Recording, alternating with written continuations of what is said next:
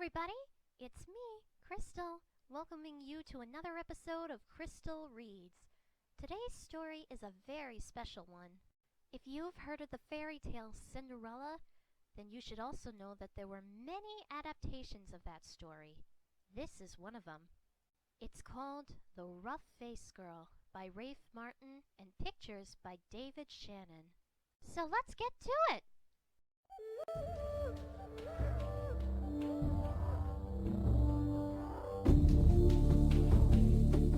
Once long ago, there was a village by the shores of Lake Ontario.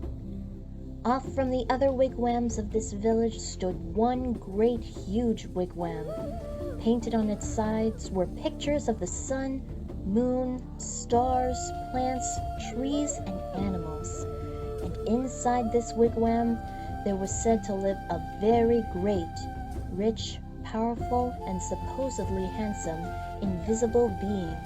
However, no one could see him except his sister, who lived there too. Many women wanted to marry this invisible being, but his sister said, only the one who can see him can marry him. Now, in this village, there lived a poor man who had 3 daughters. The 2 older daughters were cruel and hard-hearted, and they made their youngest sister sit by the fire and feed the flames. When the burning branches popped, the sparks fell on her. In time, her hands became burnt and scarred. Her arms too became rough and scarred. Even her face was marked by the fire, and her beautiful long black hair hung ragged and charred.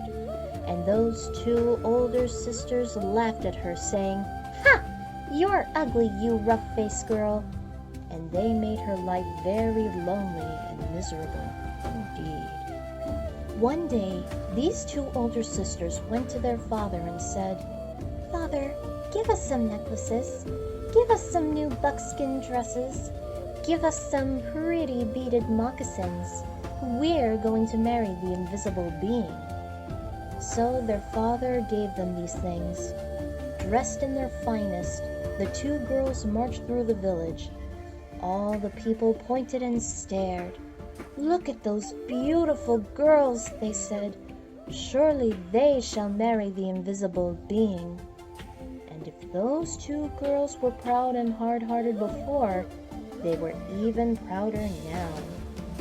They walked haughtily through the village. At last they came to the wigwam of the invisible being, and there was his sister, waiting. "Why have you come?" she asked. "We want to marry the invisible being," they answered. "That's why we're here." "If you want to marry my brother," she replied, "you have to have seen him. Tell me, have you seen the invisible being?" "Of course we've seen him," they insisted. "Can't you see how pretty we are? Can't you see the beautiful clothes we wear? Oh yes, anyone can tell that we've truly seen the invisible being." "All right," she said quietly. "If you think you've seen him, then tell me, what's his bow made of?" And suddenly her voice was swift as lightning and strong as thunder. His bow?" they stammered in surprise. His bow? We know! And turning desperately to one another, they whispered, "What shall we say?" "Let's say it's the oak tree." So they said, "It's the great oak tree." "No," said the sister of the invisible being. "No!" Oh, she saw at once how they lied. "Tell me," she continued, "if you think you've seen my brother, the invisible being, then what's the runner of his sled made of?" We know, cried those 2 sisters. But whispering feverishly again, they wondered, "What shall we say? What shall we say?" "Let's say it's the green willow branch." "No," said the sister when she heard. "No, you have not seen my brother. Now go home." "Just test us fairly," they exclaimed. "We've seen him. Just don't ask us all these silly questions." "All right," said the sister of the invisible being. "Come with me." And she took them back to the great wigwam and sat them in the seats furthest from the entrance, the guest seats. Soon they heard footsteps coming along the path. Then something stepped inside. Though they heard breathing, the two sisters still couldn't see a thing. Suddenly, a great bow and a beaded quiver of arrows appeared in the air and were set down. But though those two girls sat there, their eyes wide, all through that night they never saw a thing more. And in the morning, they had to go home ashamed. The next day, the rough-faced girl went to her father and said, "Father, may I please have some beads? May I please have a new buckskin dress and some pretty moccasins?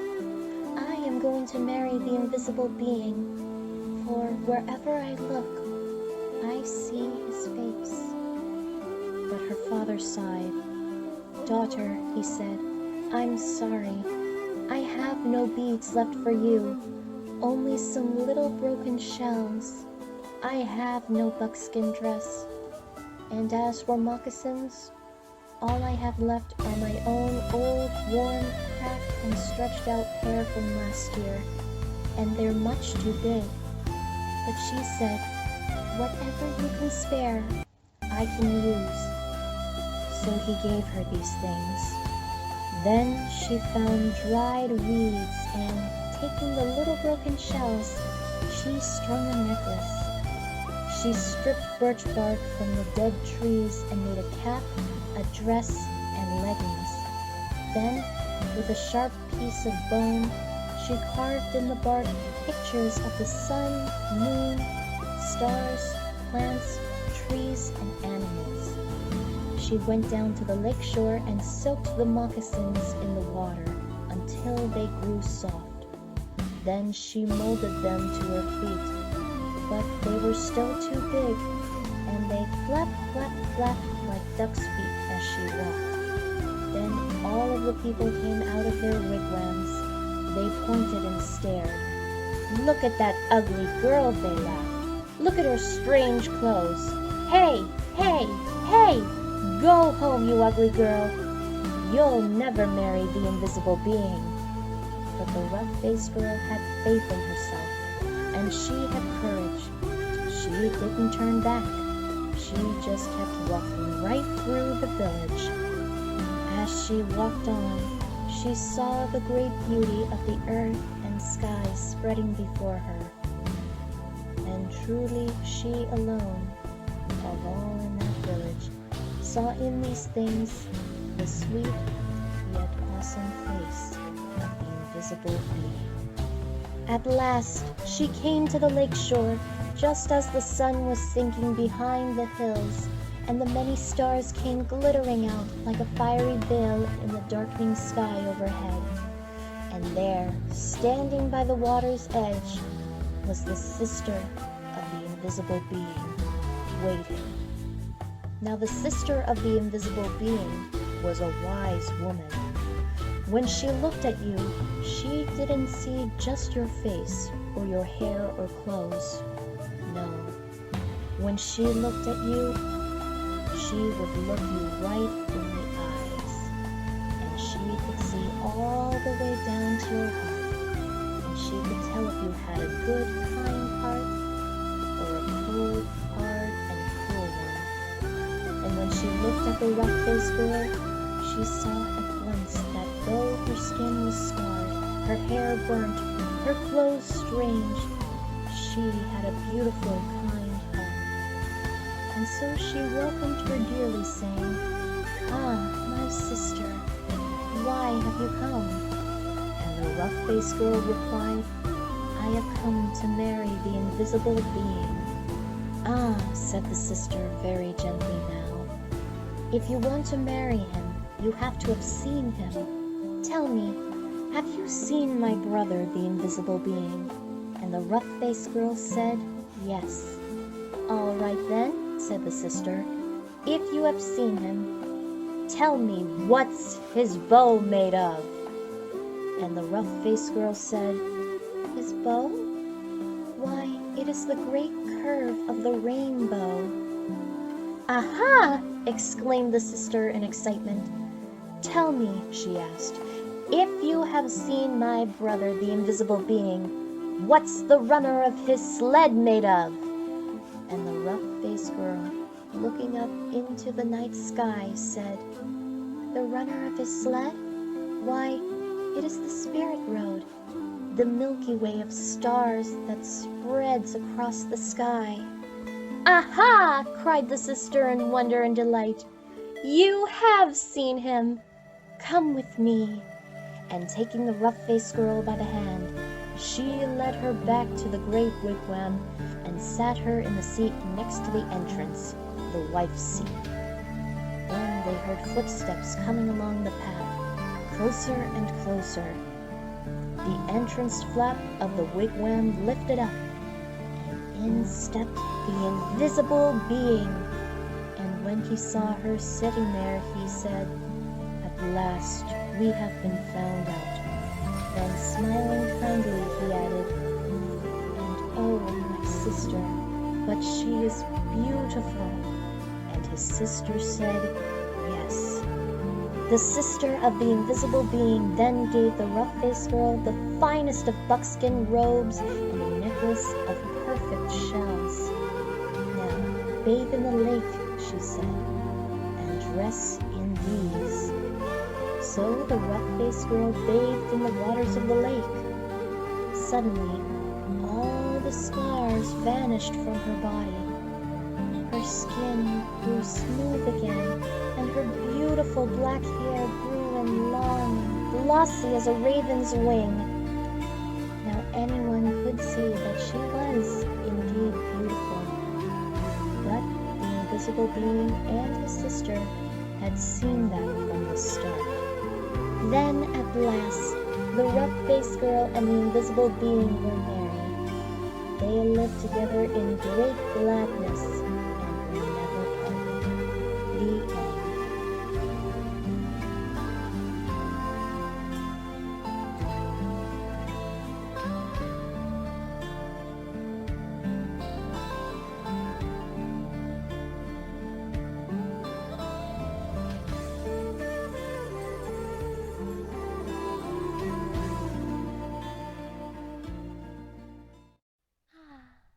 That was a wonderful story.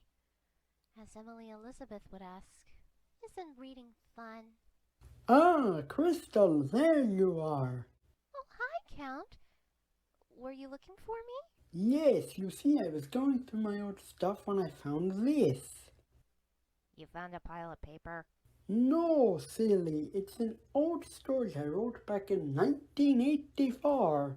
Wait, you wrote this? Yes, I completely forgot about it until I came across it. That's amazing. What's it called? It's called Counting Backwards from 999,999 to 1. Oh, I see. Is there a problem? No. I mean, it does sound like something you would write. I just don't understand why you're showing me this. Isn't it obvious? I would want you to read it for the next episode of Krystal Reads. Would you please? Now I get it. But, you see, Yes? well, how do I put this? I don't want to read it. You don't? No. Why not? Well, I don't take requests for Krystal Reads, and also, this book isn't really for me. Oh, but Krystal, I thought you loved to count. I do, but not as much as you do. You understand, don't you? Well, yes, I understand. Good. Look, I'm not trying to bring you down or anything. I'm just explaining. I already did for you. Wait, what? No. Count, that's not what I meant. Besides, counting backwards from 999,999 to 1 isn't necessarily reading. I don't want you to spoil this story for me.